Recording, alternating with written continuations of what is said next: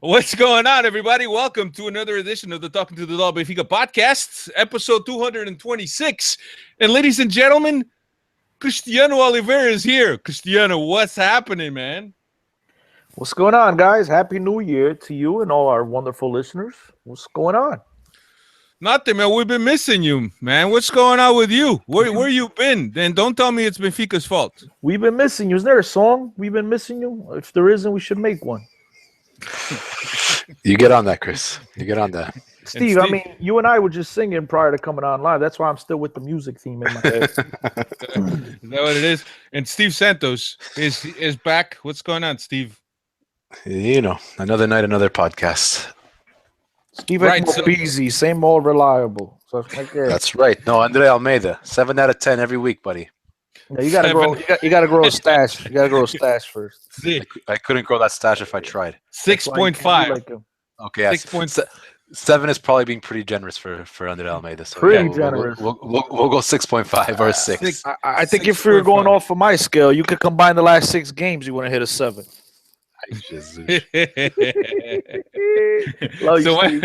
So anyway, on tonight's podcast, we will look back at the Guimaraes league game that happened this weekend. We'll also look back at the Guimaraes Taça de Liga game that happened today. We'll look ahead to Benfica's next match, which is this weekend against Boavista. And that's all we got. And we'll answer some Twitter questions too. If you got some Twitter questions, hashtag Benfica Podcast, and we'll do our best to answer them. Get on that, Neil. Including Neil's. We'll do our best. I don't know what happened, but for some reason I can't see Neil's tweets. Be honest. We blocked spam, and then Neil just gets automatically into the spam category. I see one right now. I see one from him now. Oh, you do? Okay. All right. Let's get right into it. Benfica played Guimaraes this past weekend at the Dom Afonso Henriques. I'll give you the lineup. Ederson was in goals. Semedo, Luizão, Lindelof, and Almeida across the back. Fesa and Pizzi, and we're in the middle. Salvio, Servi, Jonas, and Mitroglou were the 11. Salvio had been injured. You surprised at all, Steve, that Salvio went right into the lineup? I guess we shouldn't be. Like I said before, seems like he's one of Rui Vitoria's men, but I didn't think he was going to jump straight back in after injury like that. To be honest, I wasn't expecting that. He did have a good showing for the first goal, though. So a little bit of the Salvio of old, winning a 1v1 battle and putting a cross in for Jonas to score. But I have to say I was not expecting him to walk straight into the lineup after coming back from injury.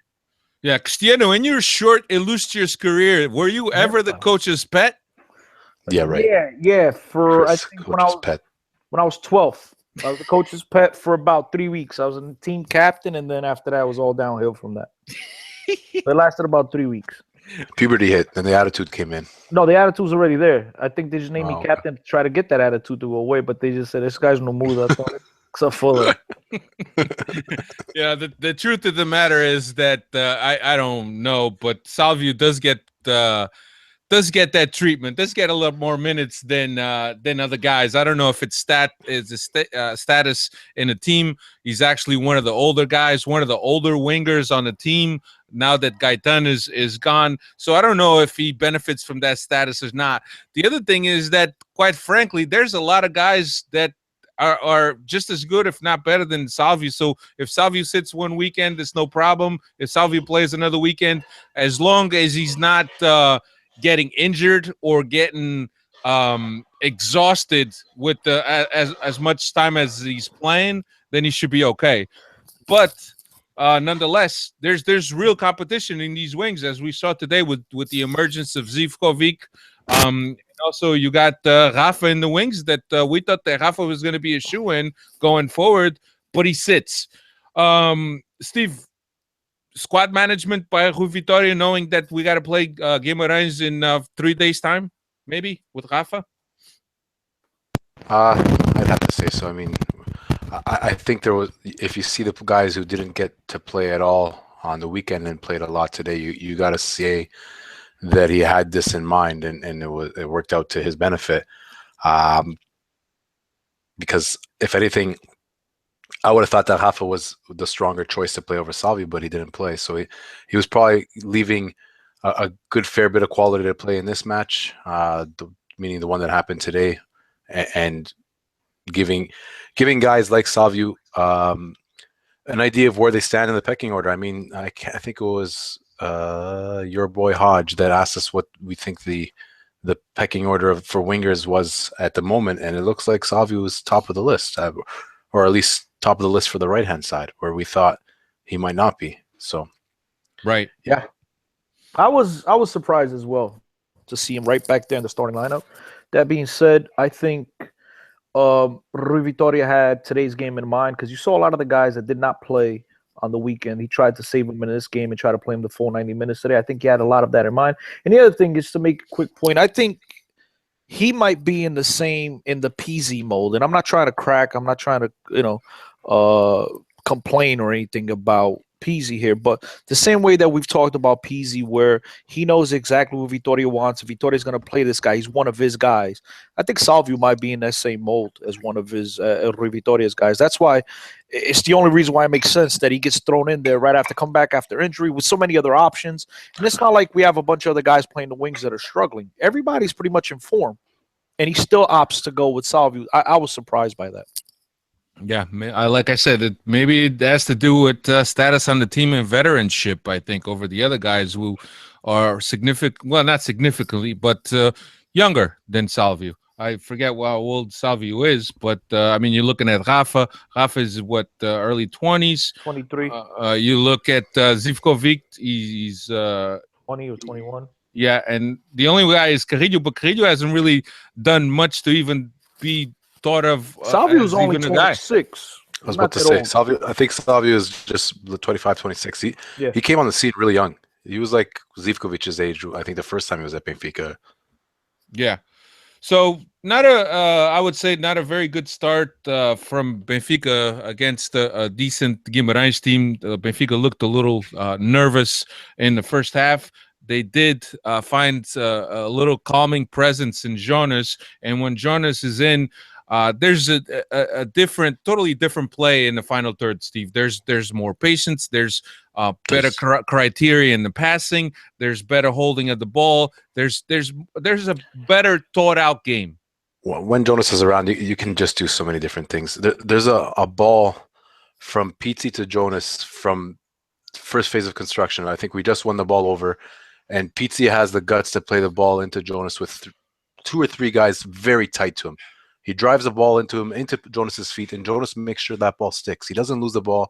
He allows his teammates to come into the game, relieves the pressure. Before that ball goes into Mitroglou. It's a poor first ball. The ball goes into Mitroglou. The ball doesn't even go into Mitroglou because Pizzi doesn't have that confidence in him. He'll knock a ball into the corner and see if Mitroglou can go and chase it, or even if it's Gedge, same thing. But with Jonas there, he drives the ball right into his feet. Ball shields it, lays it off to I think it was Servi, and the play continues. Every time you get the ball to Jonas, the play continues. Our other forwards, whether it's Gedge, whether it's Mitroglou, the percentage of that happening is a lot lower. And to measure Jonas just by goals is not fair to the man. The guy has got just so much in his repertoire. He just makes the team play. He allows the team time to play. It's like he's got this extra sense where he could slow down the game to his speed and allow everyone else to come and meet him after. And he's just fantastic. There's been a lot of talk about him lately, saying I saw a good post on one of my favorite websites, as you guys know, Lateral Esquerdo, where they measure him as the best player to play in Portugal since Deco. I don't know if I can argue with that, man. This is high praise for a guy that some weren't too crazy about him joining Benfica. Listen, I don't know. I don't know. I said some. My memory doesn't serve me well Chris, right now. I have short-term memory at times. Yes, sir. Chris, I know you're naming this at me in case some I didn't. I just in case some listeners here are somewhat newer and don't remember this conversation, and I said I would choose Saviola over Jonas. That's Saviola. I take it over. I'll take it back. I was wrong, but given what I've seen from Jonas at Valencia, is not it. Maybe because the levels are different from the Spanish league. I'll still argue with you on that. Not the same. My argument with you is and let's get off of this. You must have not watched a lot of Valencia because he was their best player for years. I mean, it can make that argument. So whatever. But Skestis, I wasn't even naming you. I was just saying some people, some people, no. I was on that bandwagon also. I gotta admit, some people weren't crazy about it. That's all I'm saying. And I honest to God, I wasn't trying to finger point. I was on that bandwagon because some of the things that we'd heard about Jonas is where he was a little bit of a hothead. At the age that he was, not being wanted in Spain by any other club, and then coming to Benfica, you never know. You never know what you're gonna get. It ended up turning out fine. He burned the red Ferrari, bro. You know, as Sporting they ban him, he burns them. You know, same thing. So Cristiano was right all along. Steve only watches Valencia twice a year. So I mean, it's a fair. Not even. It's a fair assessment from Cristiano that Steve didn't watch Valencia that much. I never watched Valencia. To be quite honest, I'd heard of Jonas, but I never really had seen the guy playing in depth to say, hey, there's something there, and maybe Benfica's up to something.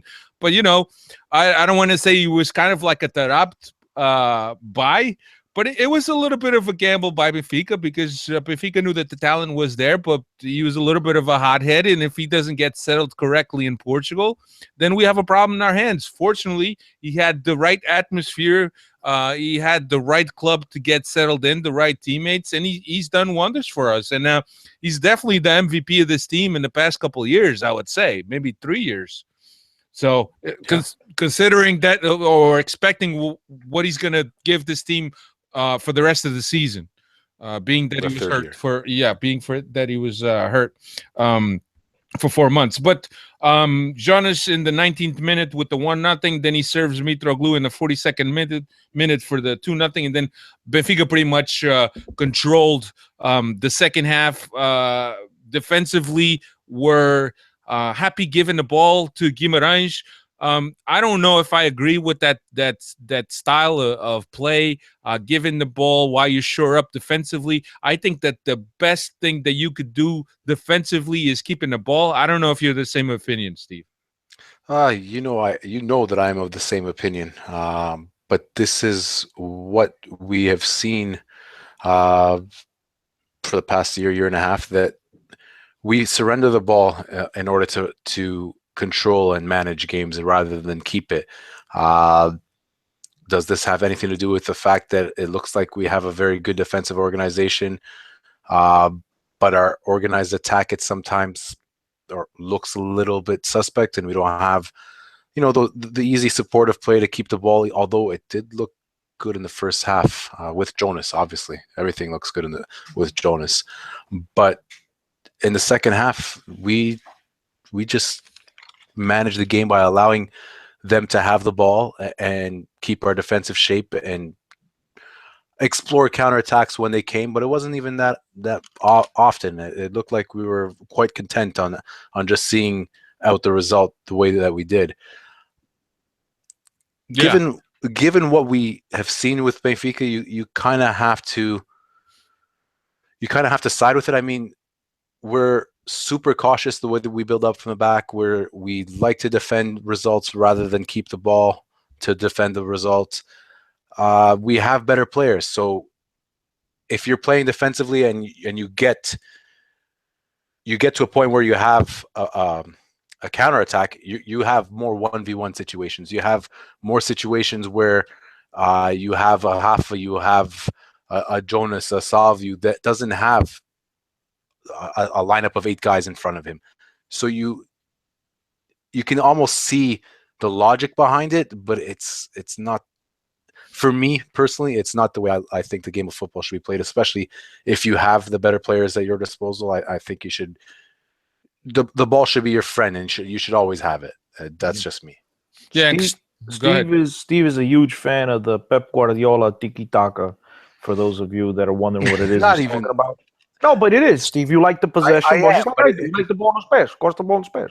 Yeah, but it's not even just Pep that plays that way. It's not just that. I mean, if you have a team that is so much stronger than individually than the players that you're playing against or the teams that you're playing against, you should be able to make those individuals work for you with the ball all the time. Personally, that's the way I think. Instead of picking and choosing your moments, the way that Benfica does. In layman's terms, like basically to simplify it for you guys, it's basically what I say all the time. When you have caballos against burros, your caballos should always be better than the burros. They should win more races.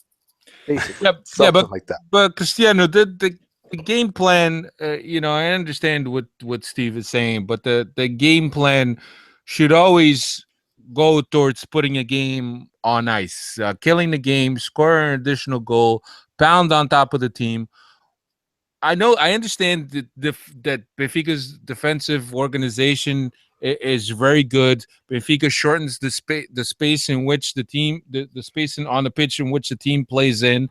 But I don't know. I think I would feel more comfortable if Benfica pounds on a team. I don't know, Cristiano. Maybe that's the old mentality of the old Benfica of great times. Yeah, last year, Benfica, you could tell they were going for 4 or 5 goals. They were putting the pedal to the metal. They were trying to, I don't want to say embarrass the opposition, but they would try to prove a point. They would try to send a point, a message across to the rest of the league that, they might be with the new coaching staff, some major changes in player situations, but they're coming out and spanking everybody. This year seems more like, okay, let's put the game out of reach, and then we'll just defend and touch the ball around and really, if we get another opportunity, bump it. We'll go ahead. We'll go on a counter. We'll try to take advantage of that. If not, we'll just kill the game.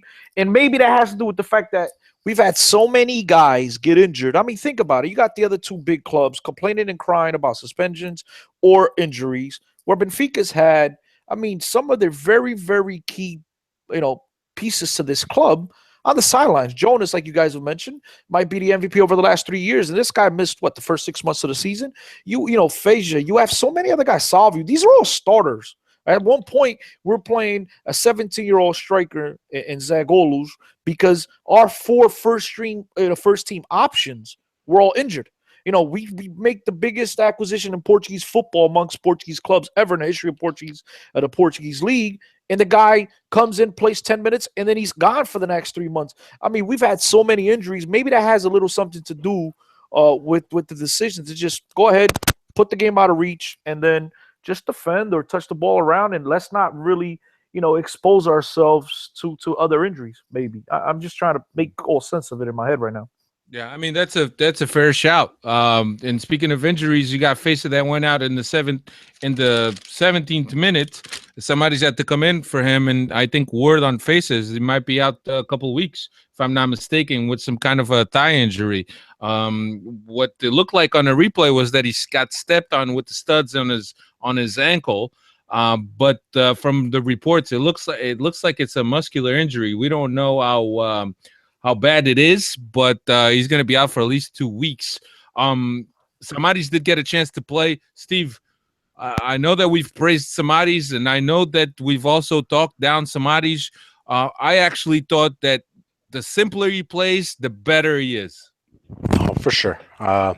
He struggles sometimes with the simple. There was a play where it was just a simple layoff that was all that was needed, and he took an extra touch and got too close to the opponent. I don't think he ended up turning the ball over in our own half, but it was a lot more difficult than it needed to be. And sometimes all that he needed to have was that confidence to play the ball first time into I think it was Lindelof who was open, and it would have been okay. But since he's I don't know what it is with Samaris, but I think it's 99% mental. I don't. Confidence. He's not a fantastic player, but it's not. The performances you're seeing from Samaris isn't an indication of the player of the footballing ability of the player. It's something. There's something up there. Chris just mentioned the word confidence. That's one thing. I think that he got very used to, like we've said before, the way our old coach set up the team and what his triggers and what his variables were, and when he kind of lost that, he had a hard time adapting.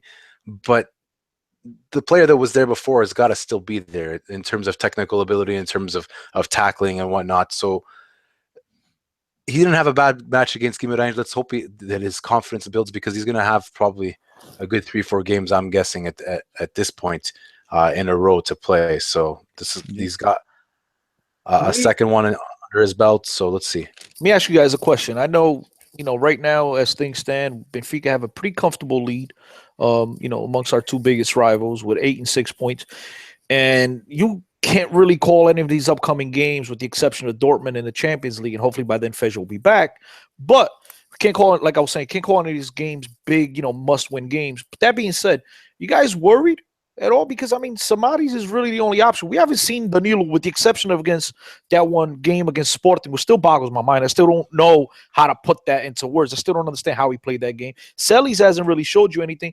You guys worried at all, even though there's no big game coming up? I'm No. not worried. No, I'm not that worried. To be absolutely honest, I think I took a look. I don't have the schedule in front of me or right at this moment, but I took a look at it before last podcast, and I was like, "This is an accessible run of games. There's nothing that hard. So all we have to do is keep focused." So I'll tell you what we have, Steve, for the rest of the month. We have Boavista at home next. We have Leixões at home for the Portuguese Cup. We got Tondela at home for the championship, and then we go to Setúbal on the 28th of January. Those are the next 4 games. So I'm not worried about it. I think that Setúbal does have a decent team. Tondela could be a surprise too. But look, what we got to remember is that the championship for Benfica last season was won against these little teams. So we have to be just as sharp, but we can't give up points against these little teams, because on the head-to-head against our direct opponents, we don't have the best track record. There's 2 positions on this team that Benfica really have no depth at, even though they have players. But the difference between the starting guys, which is defensive center mid with Fezia, left back, and then left back with Guimaraes, with those 2 guys that are so much better than their backups or whoever else that they could adapt at those positions, to me it is worrisome. I know the Portuguese league, like you guys have mentioned, there's no big games, but come these Champions League games, if Fezia is not back, and we've seen a track record here where he goes out for what seems to be a minor injury and the guy misses 8 months. I hope that's not the case here, but it does leave me a little bit concerned, guys. I would like to see whether, Danilo or Celis, where these guys could even play at this level.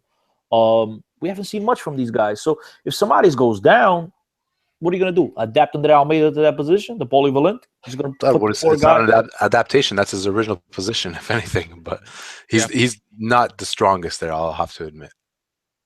There's the kid from the B team. I would love that. He's my type of 6. Very good. No. Oh no. Pedro Rodrigues. I don't know why they call him. They call him Pepe, but they call him Pepe. I don't know why, but they call him Pepe. I think he's right on the fringe of being a player for this team, man. And let me tell you, keep an eye out on him, Chris. That kid is good, man. That kid is good as a 6. Very good feet, fast, occupies spaces, intelligent with his passing choices. He's the guy, man. His touch is nice, man. His touch is nice too. I watched the B team for one reason, and that reason is gone now. So, so a little bit of transfer talk. Lindelof. We'll talk about it. We'll talk about that in a little bit. Alfredo. You just pulling the Lindelof on you, Steve. Let me let's wrap up this game real quick. Benfica gets the 3 points. 3 points that were very valuable, with Porto tying again. This time they can complain about the refereeing. Sporting, on the other hand, 22 shots on goal. 22 shots on goal, and none of them went inside the net. Sporting, on the other hand, it looks like they benefited from a couple calls, so it does pay off when you pressure the referees all weekend, or all week, I should say. But we continue strong in these battles, so a very important match up in Guimaraes, never easy, as we mentioned in the podcast before this one. So happy that Benfica got the 3 points. Happy that Jonas is back to goals, and that Jonas and Mitroglou team looks like is going to carry us for the rest of the season. So let's hope that not a lot of injuries are going to affect the team. But I think that right now you look at this team and you got to think that this is perhaps the best, most complete team in all of Portugal. You got depth, you got talent. You know, we got some positions that we're obviously thin in, and that we need guys to step in. But as far as the depth and the quality of the squad is undeniable that we're probably the most deep squad out of this league. By far. It's not even close. And I just want to just touch on what you just said. You know, as far as hoping Jonas and Mitroglou will keep scoring, I totally agree with that because we see the other alternatives being Rafa. The guy cannot score. I know I've said this before. This guy has chance after chance after chance every single game, and he can't put it away. Getz came through today, but I know we're not in that game yet. But still, this Rafa thing, the guy is irritating at times to watch because he does everything right until the final touch. Yeah. So let's hope Jonas stays healthy. Yeah, I mean, there's guys that have that knack for finish where they can't do anything else but finish, and then there's Rafa that does everything well until the finish. So I mean, maybe it's a mental blockage. Maybe he needs to get that one goal in order to kind of relax and release some of that pressure. Because as Chris mentioned, he is the most expensive player that Benfica has ever bought inside of Portugal or ever, right? No, inside of Portugal, because they paid more for Guimaraes. You don't want me to remind. And then I was gonna say you don't want me to remind you the most expensive acquisition ever was. And I'm not even sure. I'm not sure if at the end of the day, the totality, if Pizzi it was not higher, or it might just be around that same price range. Yeah, we don't know, but obviously there's that pressure on Rafa that he was one of the highest transfers ever for Benfica, and maybe we don't know if that plays a little bit into his lack of finishing, I should say. So we don't know. I mean, the guy does play well, and maybe you just gotta mentalize himself that playing well and serving his teammates is just as good as scoring goals. And maybe perhaps when he takes a step back and decides that he's going to do that, maybe the goals will come. But if there's a pressure on him, and if he feels there's a pressure and that he's really desperate to score a goal, it might be a while before we see Rafa scoring a goal. So we'll see. So next up, Guimaraes again, just today. I'll give you the lineup for the Taça da Liga. Benfica really needed a tie to get through. As you guys know, Benfica is the team that's won this trophy the most times. I think 6 out of 8 or some shit like that. But I'll give you the lineup. Júlio César was in goal. Semedo, Lilu, Jardel, Almeida across the back. Samaris and Pizzi in the middle. Carrillo, Zivkovic, Rafa, and Guedes. 1, 2, 3, 4, 5, 6, 7, 8 guys that did not play against the original Guimaraes get to play this game. Started because Samaris played. Remember, right? He just did it. That's right. That did not start. Sorry, I take that back. Cristiano, Steve, and I were working. Fortunately, you were watching the game. You want to run us through a little bit of what you saw in the first half? Pretty much the same thing we saw on Saturday. Benfica played a first 10, 15 minutes. You saw Guimaraes put a lot of pressure on Benfica. That a lot more, they not real chances, but they had the ball on their feet. You could tell that they were trying to come forward. Benfica was really just playing on a counter. Once they figured out a way to implement the system that got them the 3 points on Saturday, which is get the ball down the right wing and then cross it back to the middle and have somebody show up and finish, which seems to be the only way to score on this Guimaraes team, because that goalkeeper, Silva, I forget his first name, whatever it is, Nelson, that kid's the truth. He looks like he's going to have a bright future ahead of him. We played a hell of a game today. But Benfica put the game out of reach, and then after that, it was pretty much the same thing we saw the other day. Second half is like, all right, let's kill off this game. Let's hope we burn 45 minutes quickly, nobody gets injured, and we get out of here with the victory, and we move on. Yeah. 2 goals by Guedes, and Steve had been talking about that he would like to watch Guedes up front. Cristiano's already told us off mic that he didn't really see much of Guedes with his back towards the goal, but that's where Steve feels that he's most productive, when he's got room in front of him, when he's got the pitch in front of him, when he could get past the guy. But I'd love to go to you, Steve, but I know you didn't watch the game, so there's not much that you could talk about. So sadly, I think the goals were nice. The first goal is a little bit of awareness in the box. I think Rafa goes back post and level with or square to the ball, and Guedes notices that and peels off and is able to receive the ball from the Nelson Semedo top of the box with nobody on him, which is okay. It's not It's not groundbreaking. It's not the best move you've ever seen. It's not Romario in the box, but it is thinking. At least the younger, stupider players might have went for an early weird run across the front of the center back towards the near post with a very difficult finish, but he didn't do that. He knew that the easy finish was peeling off, and that's what he did, and he executed it well. The second goal is a very Gonçalo Guedes-like play. I mean, he picks up the ball near the halfway line and drives forward, plays it off to, I believe it was Carrillo, who plays it back to him, and he scores again. Yeah, I thought at first, Steve, I thought he took one touch too many. I was like, a typical Guedes play, puts his head down. Typical Guedes play. Yeah, he puts his head. No, I'm not even trying to be critical, but a lot of times you see where Guedes puts his head down. He doesn't pick up his head, doesn't make the right pass. The kid has all the physical abilities. I think all three of us agree on that. We've all said it here on the podcast. It just his decision making, and that's why I don't like him at the 9 position. I don't think he's that type of player. He's more of a guy coming from behind with the ball at his feet, using his pace, using his physicality to get into open space. And one thing I really like about him, I was telling Alfredo this, is the kid never gives up, man. The kid, he's a hustler. He's a lighter version of a Jimenez. Jimenez does it all the time, like 100 miles per hour. He's a little bit more controlled, but the fact that he hustles, the fact that the kid never gives up on any balls. And you saw a couple of plays today, one in particular in the second half, that Zivkovic gets the ball and he tries to cut down the right wing, and there's a little bit of a long touch. He might have still gotten to it once he turned on his jets, but, Guedes comes out of nowhere, gets on that ball, crosses it into the middle, created a scoring opportunity. Once again, a play that came out of nowhere. The kid does not give up. I just don't think not yet, he has the tools to play that 9 position.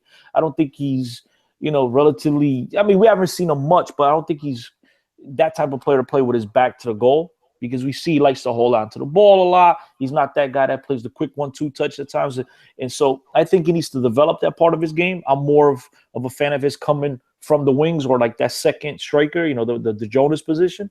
But he played well today, and you got to give him credit for finishing both of those chances. Very easily we've seen where other guys would have just killed that over the net, field goals, American football style. The calmness to put it in the net. And so you got to tip your cap to him. But I just can't sit here and say that, wow, he played a great position, a great game at that position, because it wasn't really a prototypical 9 game for him. Yeah, another good game by Zivkovic from what I've read. Cristiano's been saying here all along for the past 5 months now.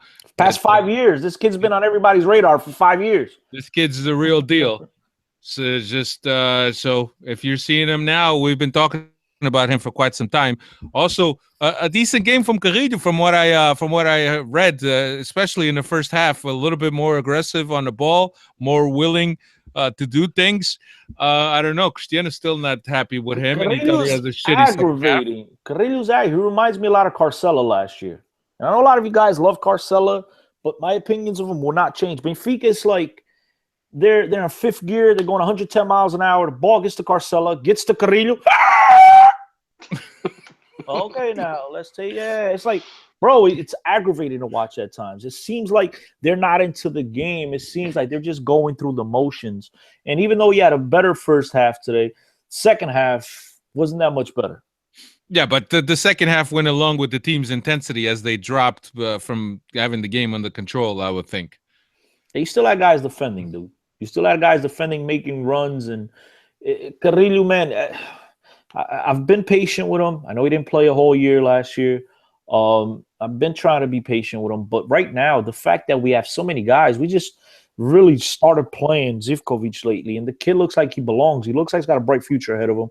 Guedes is a guy that can play on the outside. You got Rafa, you got Salvio, you got Salvio. You got so many options, right? That if this guy doesn't come in and grab this opportunity and proves that he should be on the field, like, bro, it's all good. We got other guys. Sit your ass on the bench. And that's what's aggravating, because you would think that he looks around, he sees Benfica's got more wingers than everybody else in Portugal combined. And you think like there's be urgency in his game. And maybe that's just not him. That's not who he is. Yeah. But he needs to keep up with the rest of the team, I think, at times. Yeah, he's got to be feeling that now that Zivkovic has put on a couple good performances. He's got to be feeling that sooner or later that spot that coming off the bench, first, second guy off the bench, that might not be there going forward if Zivkovic keeps playing the way he's playing and he gets called out to games. And it's not just Zivkovic, guys. I mean, you think about it. If Jonas and Jimenez, once he comes back and he stays healthy, Mitroglou stays healthy, these guys stay healthy. Rafa and Guedes, these guys are going to have to play somewhere.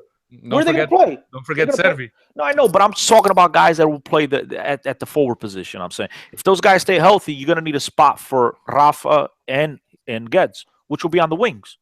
And then you could bring in Salvio, like you mentioned, and other Salvio and Jimenez. I mean, not Jimenez, Zivkovic, and even Pizzi could play outside. So Andre Horta could play in the middle. I mean, there's so many other options. Yeah, that's the one thing that we don't have to worry about this year is not having options. I mean, I wish we had some options at 8 and maybe a better a better quality at 6. But there's guys that could do the job if called upon. And quality I think at 6 is fine. It's the depth at the 6 that has you preoccupied. Yeah, and I got to go back and think that Rui Vitória has the whole team ready to play.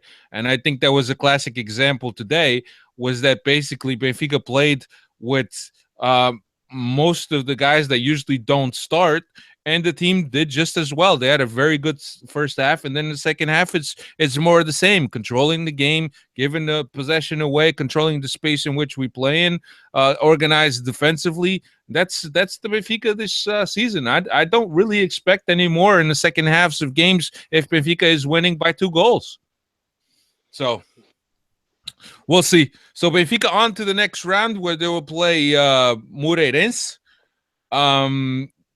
That comes up on the 26th of January, if I'm not mistaken. So, Steve, there's another game that we need to add on to the 26th of January between the Tondela and Setúbal for Benfica.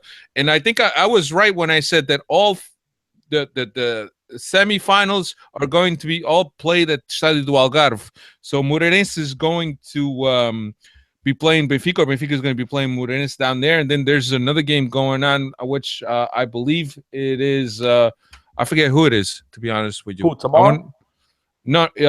Tomorrow they find the other finalists. Yeah, that's. But I forget who the other team is already on. Setúbal, Guimaraes, Benfica, and then tomorrow you'll get either Braga or whomever. Braga, Covilhã. I think those guys are all up. Setúbal's in there already, and so that for sure. That's the other team. Yeah, no date has been announced for the final yet, so I think they're going to look at the schedule and see where they're going to fit that. They say it's like January 28th, 29th, that week or something. No, that's the next match. That's the next match. The 26th, Benfica plays Guimaraes, and I think the 28th or the 27th, the other semifinal will be played then. Oh, okay. But I think that usually the final comes at least 2-3 weeks before the season's over, right around that time, if I'm not mistaken. That's probably the first trophy up for grabs. So we'll just have to keep an eye on. But if we know Portuguese football, they always wait till the last minute to announce fixtures and times. So that's typical of Portuguese football. So we'll just have to see. Up next, Boa Vista comes up this Saturday, 4 p.m. local. So don't sleep late, because that comes up at 11 a.m. Eastern Standard Time. Messing up my sleeping schedule. Yeah, Boa Vista is currently 9th with 20 points, coming off of 5 wins, 5 ties, and 6 losses. Their away records: 2 wins, 3 ties, and 3 losses. The last 5 matches at Estádio da Luz, 5 wins for Benfica, 1 tie. The last 10 head-to-head. 7 wins for Benfica, 2 ties, and 1 loss. The last time that Boa Vista beat Benfica was a little over than 10 years ago, in the 2006 season. Boa Vista hasn't really been a team that's jumped out, but I mean, 9th position and respectable, Steve. Yeah, it is respectable. This is what, their 3rd year back from that weird relegation scandal, or is it second? 3rd or second? Second, I think. Regardless, that's quite respectable. If they were to finish in 9th, I think they'd be pretty happy with themselves. So yeah, absolutely, they're having a pretty good season to date. Yeah, absolutely. So that game comes up, as I said, Saturday afternoon game at Estádio da Luz. I remember those afternoon games at the old Estádio da Luz, Cristiano, long time ago. Yeah, bro. Stop giving away our age, bro.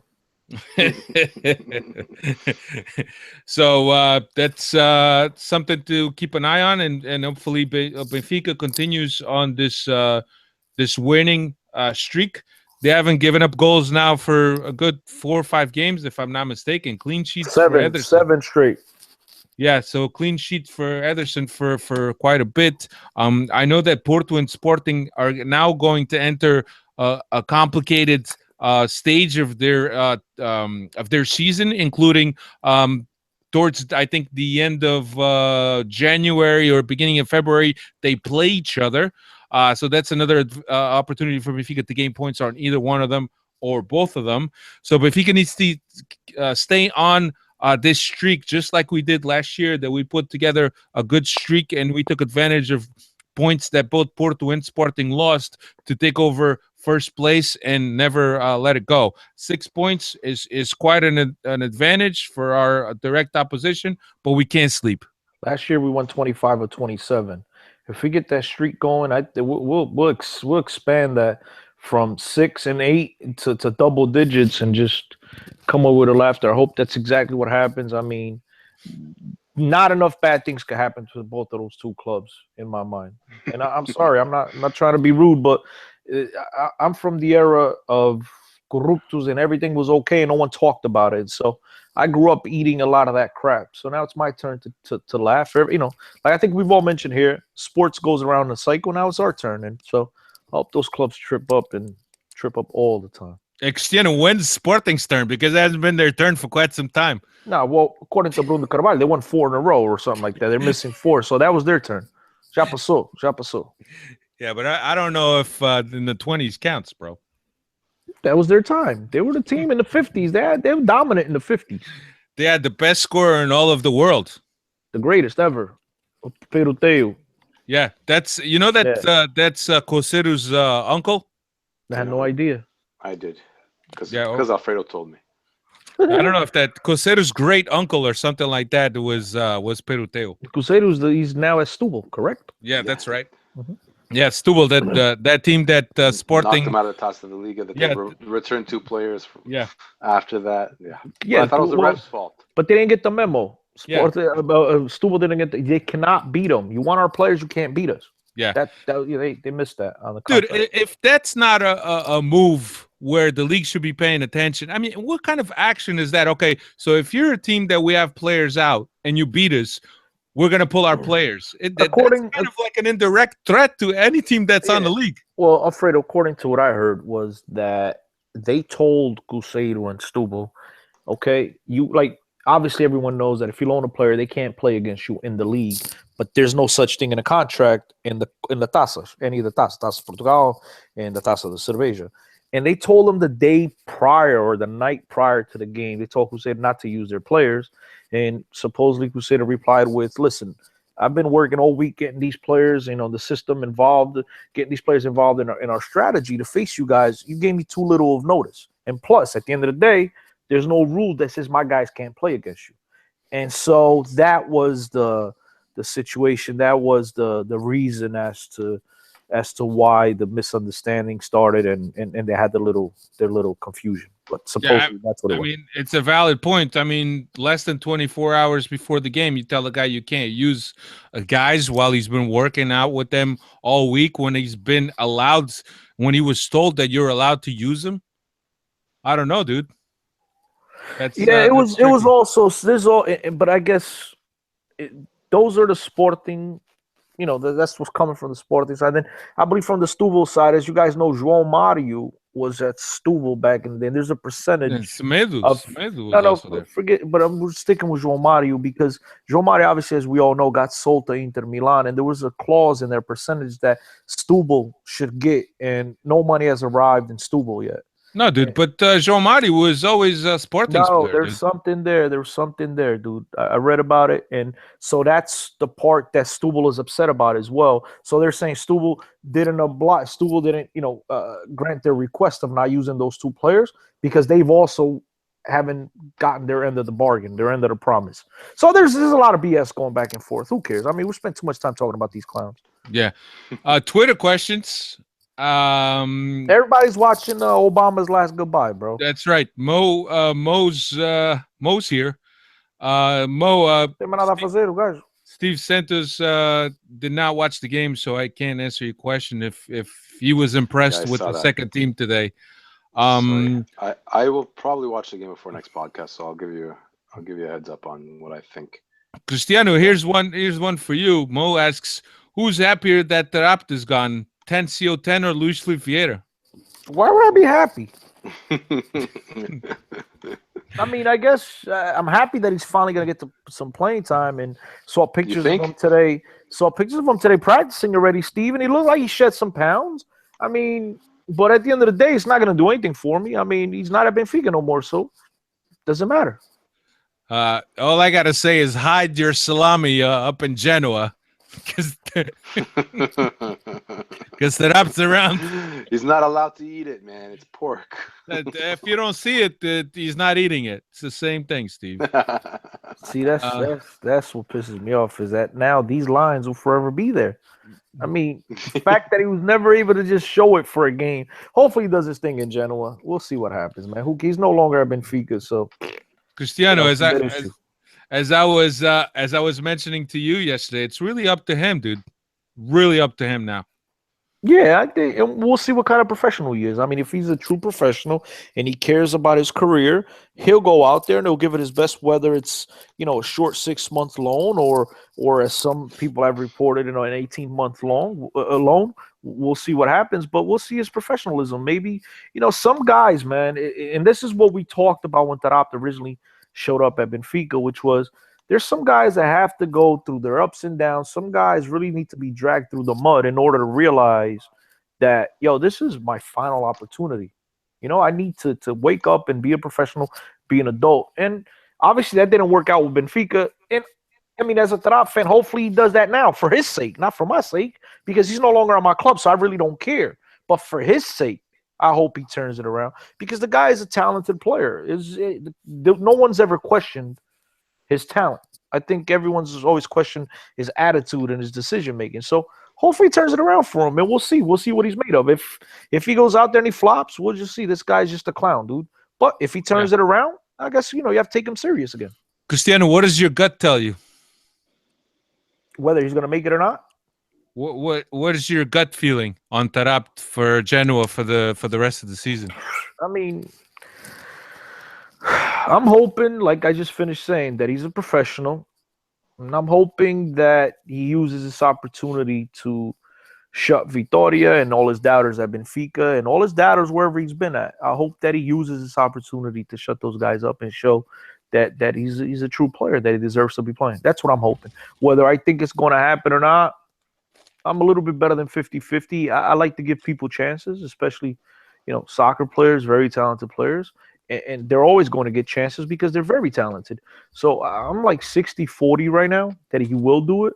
But I was very optimistic as well when he arrived at Benfica, and then that didn't work out.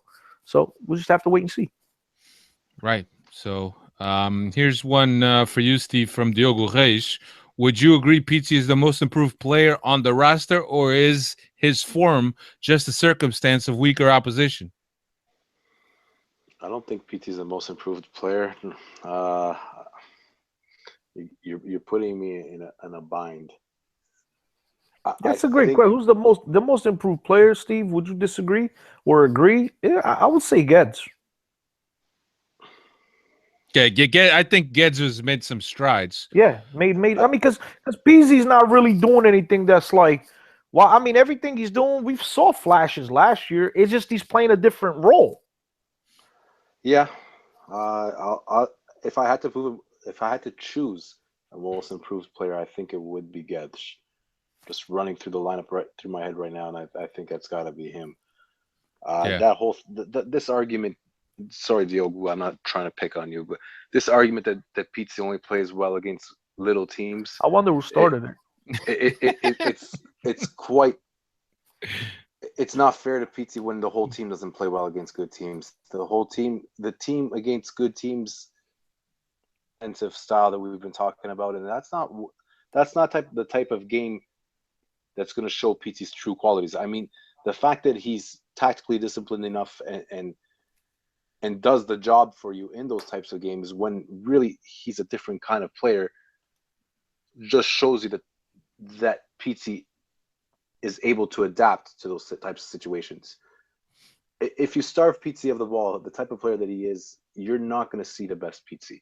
You're going to see the Pizzi when he gets the ball is going to probably try to do something more than what's needed or what should be done at that moment, or even it might be a simple pass that doesn't work out because the player that's receiving it doesn't have the option to continue the play.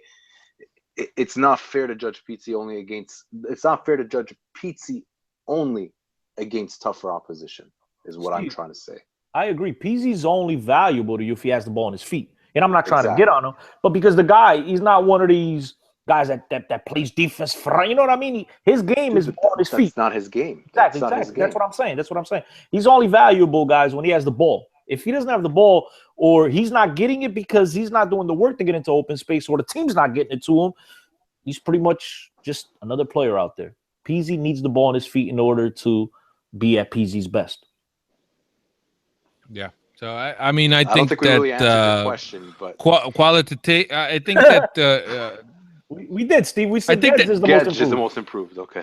I think that Pizzi improved a little bit on his mentality and what he thought his role was on the team. But I think that, as far as quality, I think that it's been there. Maybe now it's more evident. But I think the huge jump that we've seen in improvement is definitely Gedge. I'm with you guys. I'm with you guys on Gedge. Here's one from Mo. With the easy games Benfica has and the tough ones Porto and Sporting has, do you think by February 10th the Liga is over? I doubt it. I doubt it. No vamos mandar foguetes antes da festa, man. We'll just play one game at a time. Let's hope not to drop points. How's that? Well, here's the other thing, too, is that I think from here on out, there is going to be a couple campaigns from both Sporting and Porto trying to destabilize Benfica. Things out on the media, rumors, this and that, attacking Benfica personally, Bruno Carvalho speaking. There's going to be a lot of stuff out there trying to destabilize this team. I think that Rui Vitória has this team very well focused on what they need to do. I don't think they're arrogant. I think that Benfica it remains focused on the task at hand, but we're going to witness a destabilizing campaign from both of our direct opponents to see if maybe they could shake Benfica up mentally and have Benfica slip up. Mas não te esqueças que o Sporting também tem eleições, eu creio, in Março, if I'm not wrong, and those guys will be destabilizing themselves. I don't think Bruno Carvalho is going anywhere. I don't know. That's fine, but the other dude, he's already talking a lot of smack now. Well, I mean, he's probably. I think there will be some destabilizing going on, on their own behalf too. So don't forget that. Yeah, but Bruno Carvalho will win. But I think that there's this guy. He's opening up the eyes to a lot of guys that are on the fence and that are not seeing the result, that are seeing things that are being done in error. Then there's all the other sheep that have their eyes closed that follow this Bruno Carvalho to the end. But I think Bruno Carvalho is lucky that the eleições are in March, if I'm not mistaken, and not in like June per se. Because I think a lot of these people, and even that sheep that you're talking about, the sheep that are blindly following them, I think a lot of them are getting aggravated with just all the BS that comes out of there and the finger pointing and never winning anything. Remember, everybody put up with this crap if they're winning. But it come to May and Benfica's champion once again, 4th time in a row. A lot of those same sheep that are following them blindly might look the other way, especially if this new candidate makes a compelling argument. Well, here's the thing, Cristiano. It depends on where they are at the table and how many points they are from the leader in March. Yeah, I mean, you still got all of January, you still got all of February, and then you got March. So where are they at in the table in March? Will that be a reason enough for people to vote for the other guy? And God forbid they get knocked out of the Taça, Portugal. Then all hell break loose because hold on. Isn't this a Benfica podcast? See, Yeah. Steve, but we talk about our opponents. We're expanding the horizon here, Steve. Yeah. I think you're doing a destabilizing job on your own of the Benfica podcast, talking so much sporting crap. Not at all. We have to talk about our direct opponents, man. And Listen. the cryptic with he says, with Diogo Gonçalves and João Carvalho doing awesome games on Benfica B, do you guys see them next year on the main team? I think they'll be on the fringes. They'll probably come to the well, I say come as if they're coming to America again, but they'll probably be part of the preseason. I think Especially if Pedro we- Rodriguez has if got we to be s- thrown into that lot. as well. I agree, but I think if we sell the forward, anybody along that line, whether it's Servi, Salvio, or any of those guys, for sure they're going to be getting. You don't be travel with 30, 35 guys, something like that. So Yeah. I think they're going to get a look. It'll be up to them to see if they warrant more than that. We'll see. I'm a huge fan of João Carvalho. Diogo Gonçalves, too much pace and power that I think might get found out at the higher level, but we'll see. But João Carvalho to me is a real deal. I mean, lovely touch, nice vision. I think he's more. He plays a little bit on the flank, but he's going to be a guy that likes to play behind the forward more than anything else, like a 10-ish type player. So Yeah. There's a lot of guys on that B team that you can make the argument that could or should make the jump to the A team over the next 2-3 years. You have, João Felix, you got Carvalho, you got so many other guys. It all comes down to who leaves and who arrives over the summer. There's a lot of rumors Benfica getting another youngster, 18-year-old right back, Bruno Pereira or something like that. His name is Pereira, right? It's Pereira. I know his last name's Pereira. The kid from Sampdoria. Hello? Oh, se calaram todos. I thought. No, dude. I apparently from what I heard, I don't think he's coming anymore. He'd rather go to Bournemouth. Really? I thought Yeah, that that's was what a I done read. deal. I thought that was a done deal. Why are you laughing anyway? Did I miss something? No, I did that on quiet purpose to think that you were by yourself. Oh, I don't know what's listen, going on with Steve. With you guys, with you guys' quality of internet. You know what I mean? I don't know if I'm talking to myself or if you guys are even on. Grimaldo operado só deve voltar em março. Why they wait so That's- long? Why they wait so that's long? good. That's good news. That's good news. I mean, I guess it is. Yeah, Find because- the problem and fix it. Yeah, Steve, why did it take so Grimaldo operado só deve voltar em março. Steve is frozen. There's two Steves. Steve is frozen. Anyway, You get the bonus package today. let's wrap this up. I don't think the Lindelof deal is going down. It's not over yet, man. January's still a long ways to the end. Relax. They interviewed Mourinho today after the game, and Mourinho said that they won't be buying any players in the winter transfer. That they'll only be selling. That's what Mourinho said. So I don't know. They're Maybe trying you'll to do get us that- a favor and They're trying to get that $45 million price tag down, Alfred. could be. But regardless, Benfica will sell for 45 or for 30. or for 40 come the summertime. Yeah, I think Oh, yeah, summertime that's be right. at 30. 30. So, yeah, it's $15 million. Yeah, that's right. A lot of commission Yeah. for Jorge Mendes. Yeah, $15 million. You could buy you another Rojo. Don't go back to the sporting talk. Steve's going to act like his internet's not working. Anyway, yeah, like you were saying, Bruno Pereira, I read that he's decided to go to Wow, I did not hear it. Bournemouth. I thought it was a done deal. Wow. Yeah. Record It was on it was done. Recordo or Bola saying that. So that's it. And Šverovic, we haven't heard anything about Šverovic. Šverovic só entra se o Jimenez vai. That's it. O Šverovic might show up in the summer on a free. Yeah, maybe. All right. Thanks, everybody. PlanetBenfica.co.uk, at Steve Santos 6, at 10CO10, at Benfica Podcast is where you can find us on Twitter.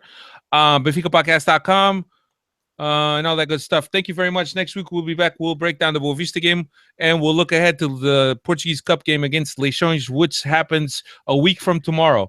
So thank you very much. Cristiano, always a pleasure having you back. Hopefully, you could come back next week.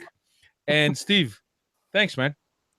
Hopefully, I'll have better internet or We better. got 2 Steves today. Today, everything was freezing. Phone's battery died. Computer froze. It was The weather a bunch of outside. technical issues. Hey, Steve, we got to put on a good performance because I heard Benfica is creating a 24/7 radio. Maybe they'll pick us to be in a 3 a.m. slot speaking English to the Benfica fans. I don't know if I have the guts to do that kind of stuff, but we'll talk later. Steve, in English, bro, not in Portuguese. In English? No, I know. I know I have the reputation of being the shy guy, which I dutifully deserve. So I was just playing along. I'm shy too, Steve. Don't let it. Yeah. Don't worry. I'm shy In too. your sleep. We'll send you over a garrafa de aguardiente, and you can sip on that throughout the show every day. Don't worry about it. See you, everybody. Ciao.